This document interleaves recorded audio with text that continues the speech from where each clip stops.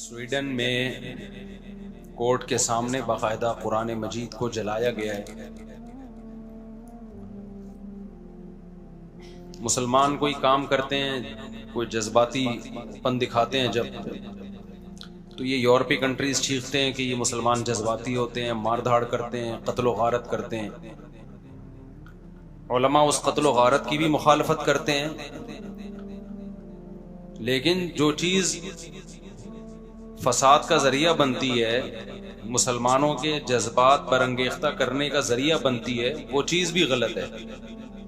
देखो, इस्लाम ने हुक्म दिया वला तसुब्बुल्लज़ीना यदऊना मिन दूनिल्लाहि फयसुब्बुल्लाह अदवन बिगैरि इल्म, कि तुम इनके झूठे खुदाओं को बुरा भला मत कहो, वरना ये भी तुम्हारे खुदा को बुरा भला कहेंगे। हालांकि इस्लाम उनके खुदाओं को झूठा कह के भी कह रहा है कि इनको बुरा भला मत कहो। कुरान में अलहम से लेके वन्नास तक कितनी जगह बुत परस्ती की मुखालफत है कि बुतों की इबादत मत करो, लेकिन फिर भी कुरान कह रहा है इस तरह से रद्द मत करो कि ये तुम्हारे खुदा को बुरा कहें। तो आप बताइए, जो मजहब किसी दूसरे मजहब का मजाक उड़ाने की इजाजत नहीं दे रहा, उसके बातिल होने के बावजूद कह रहा है इस तरह से रद्द मत करो कि वो तुम्हारे खुदा को या रसूल को बुरा भला कहना शुरू कर दें, तो वो मजहब कितना पीसफुल होगा और वो कितना लोगों के जज्बात का ख्याल कर रहा है। और इन लोगों को आप देखें कि आजादी के नाम पे, ह्यूमन राइट्स के नाम पे किस तरह मुसलमानों के जज्बात से खेल रहे हैं। हम ये मानते हैं कि ये कुरान किसकी किताब है? अल्लाह की किताब। तो जिस खुदा को हम अल्लाह मान रहे हैं और क्रिएटर मान रहे हैं और हमारे ईमान का हिस्सा है, उस पे हम जान देने के लिए तैयार हैं, तो हम ये बर्दाश्त कर लेंगे कि उस खुदा के कलाम को हमारी नजरों के सामने जलाया जाए? ये बर्दाश्त कर लेंगे हम क्या? ये कोई झूठे मजहब का मानने वाला तो बर्दाश्त कर लेगा, जिसको अपनी किताब के अल्लाह की किताब होने का यकीन ना हो। इसकी मैं आपको एक मिसाल देता हूं। देखो, कोई शख्स आपके सामने आपके बाप को मारपीट रहा हो और आप चुप खड़े हुए तमाशा देख रहे हैं, तो लोग क्या कहेंगे? या तो ये आदमी बिल्कुल बेगैरत है, गैरत है ही नहीं इसमें, या ये कंफ्यूजन में है कि ये इसका बाप है भी या नहीं है। ऐसा ही है ना कि पता नहीं, हो सकता है ये मेरे वालिद ना हो, उनकी शक्ल का कोई आदमी हो और मैं खामखा में इस जंग में कूद पड़ूं और ये बाद में पता चला कि ये मेरे अब्बा नहीं है। हम अगर कंफ्यूजन में होते ना कि ये किताब कुरान अल्लाह की है या नहीं है, तो हमारे जज्बात मुश्ताइल ना होते कि मेरे भाई, हमें चढ़ते सूरज की तरह अहले इस्लाम को, अहले ईमान को यकीन है कि ये कलाम किसका कलाम है? अल्लाह का। और मोहम्मद सल्लल्लाहु अलैहि वसल्लम किसके पैगंबर हैं? अल्लाह के। और ये दलाइल की दुनिया में हम इसके कायल हैं, क्योंकि हमने तो इस्लाम में पैदा हुए हैं, हमने तो इस्लाम को अपनी आंखों से देखा है। यूरोपियन को क्या पता इस्लाम क्या है?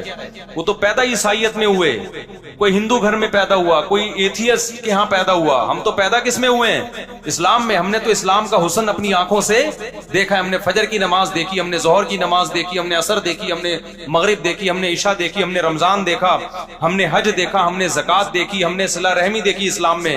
ये तमाम बातों का हमें कौन हुक्म देता है? कुरान। तो कुरान की सदाकत, ला तक़रबू माल अल यतीम, यतीम के माल के करीब भी मत फटको, ये 1400 साल पहले कौन कह रहा है? कुरान कह रहा है। ला तरिथुन्निसा यहिल्लु लकुम अन तरिथुन्निसा करहा, ऐ ईमान वालो, तुम औरत के माल जबरदस्ती नहीं खा सकते। ये विमेन राइट्स 1400 साल पहले कौन बयान कर रहा है? कुरान बयान कर रहा है। इन्नमल खमरु वल मैसिरु वल अंसाबु वल अज़लाम, जुआ और शराब हराम है। हम जुआ नहीं खेलते, हम शराब नहीं पीते। ये कौन कह रहा है? ये कुरान कह रहा है। हम जिना नहीं करते। क्या जिना मुश्किल काम है इस जमाने में? बताओ, कितना आसान हो गया। मेजॉरिटी मुसलमानों की जिना नहीं करती, वो निकाह करती है, पूरी जिंदगी बीवी से वफा करती है। ये किसके कहने पे हो रहा है? तो जो मुसलमान कुरान के कहने पर इतने बड़े बड़े काम कर रहा है, तो क्या वो कंफ्यूज होगा कि ये पता नहीं अल्लाह का कलाम है भी या नहीं? अगर वो कंफ्यूजन का शिकार होता तो इतनी कुर्बानी देता?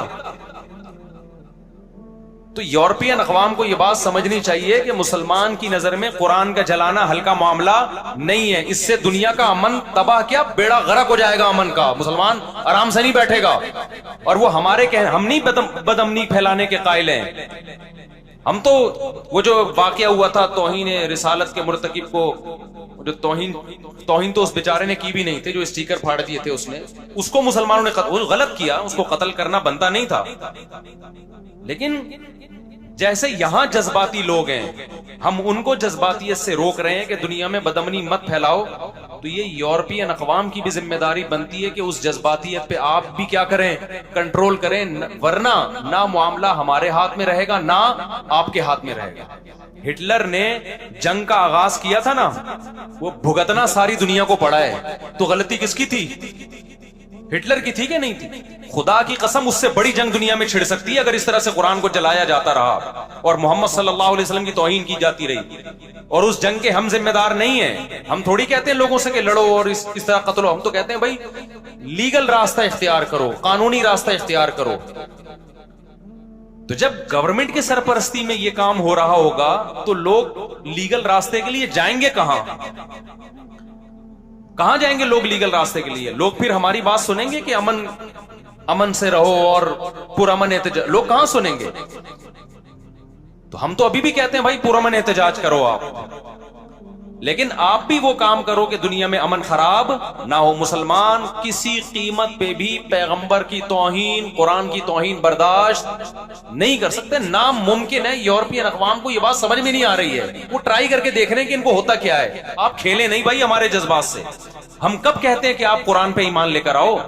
हम कब कहते हैं कि आप मोहम्मद सल्लल्लाहु अलैहि वसल्लम को अल्लाह का पैगंबर समझो? ला इकराहा फिद्दीन, इस्लाम कहते हैं दीन में जबरदस्ती नहीं है।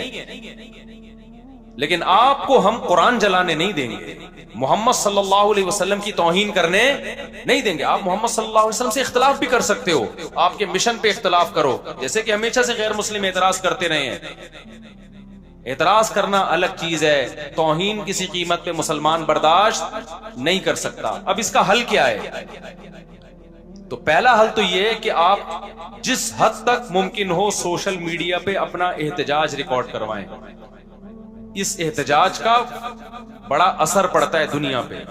वो जब देखते हैं ना कि सारे चुप करके खामोश बैठे हुए हैं, तो वो समझते हैं कि मुसलमानों में गैरत आहिस्ता आहिस्ता क्या हो रही है, खत्म।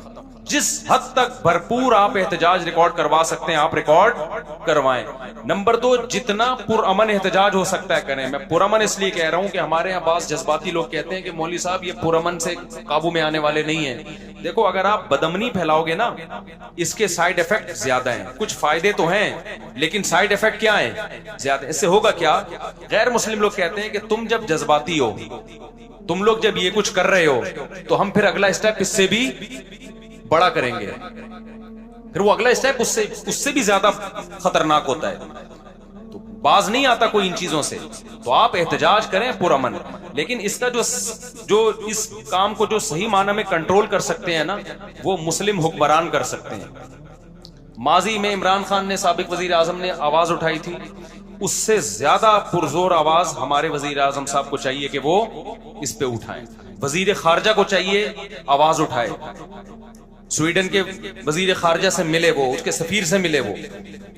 सऊदी अरब को चाहिए एहतजाज करे, यूएई को चाहिए एहतजाज करे, मिस्र को चाहिए एहतजाज करे। दुनिया के जब सारे इस्लामी कंट्रीज के सरबराहान स्वीडन पे दबाव डालेंगे तो स्वीडन की गवर्नमेंट इस अमल से रोकने के लिए कानून साजी करेगी, और जो जिस शख्स ने ये काम किया उसको पकड़ के सजा देगी वो।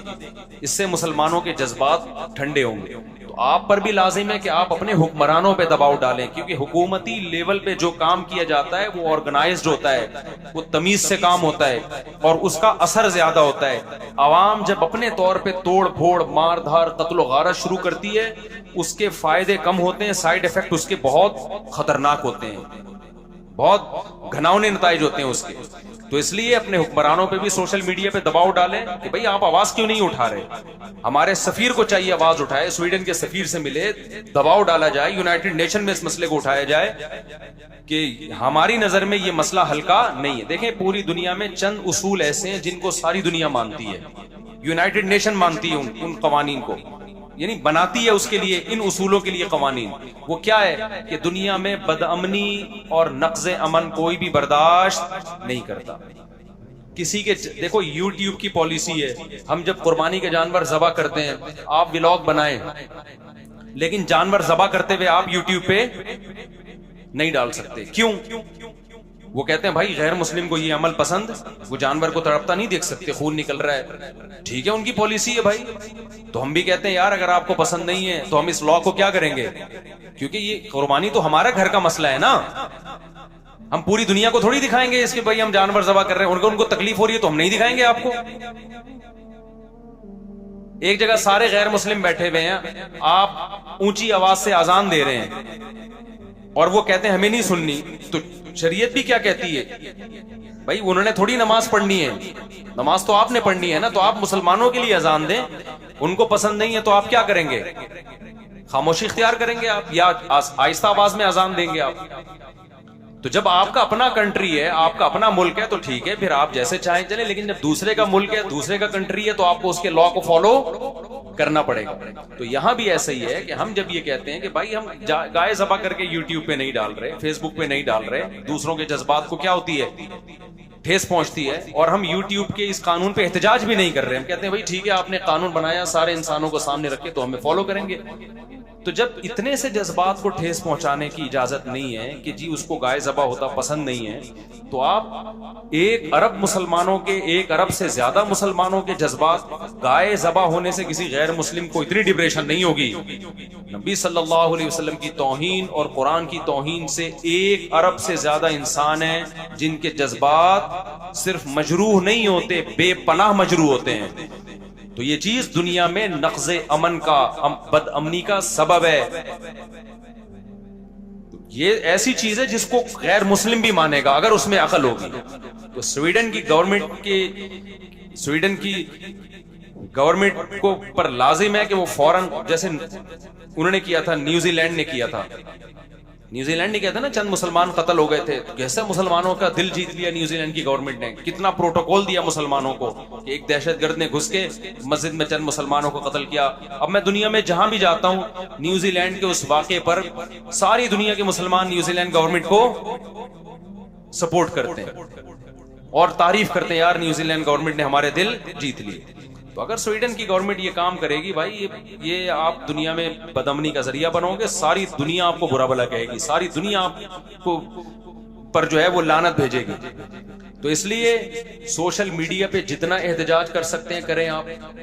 और दूसरी बात, ये अपने हुक्मरानों पे दबाव डालें कि वो इस पर अपना एहतजाज रिकॉर्ड करवाएं, स्वीडन के सफीर से मिलें, उनकी वजारत खारजा से मिलें, उन पे दबाव डालें। जब हुकूमती सतह पे दबाव आएगा ना, देखो इंडिया में मुसलमानों पे जुल्म शुरू हुआ, जब सऊदी अरब ने दबाव डाला तो जुल्म में कमी आई, फिर जब सऊदी अरब की तरफ से दबाव कम होता है फिर जुल्म बढ़ना शुरू हो जाता है। तो गवर्नमेंट लेवल पे जो काम होता है वो बड़ा स्ट्रांग होता है, लेकिन गवर्नमेंट जमहूरी है वो जब ही करती है जब पब्लिक का दबाव होगा। पब्लिक का दबाव नहीं होगा तो हुकूमत भी आराम से बैठ जाएगी।